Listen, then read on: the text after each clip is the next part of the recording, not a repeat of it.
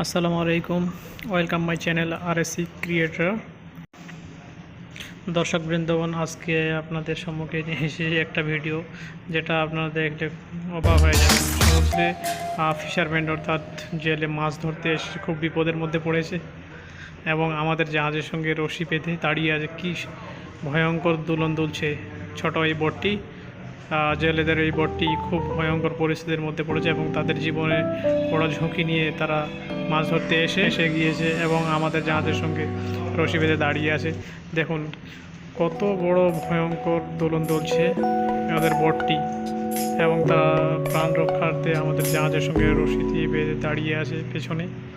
দেখুন, দেখতে পাচ্ছেন বোটটা কত ভয়ঙ্কর পরিস্থিতির মধ্যে পড়েছে এবং তারা নিজেদের জীবন রক্ষার্থে আমাদের জাহাজের সঙ্গে দাঁড়িয়ে আছে রশি বেঁধে।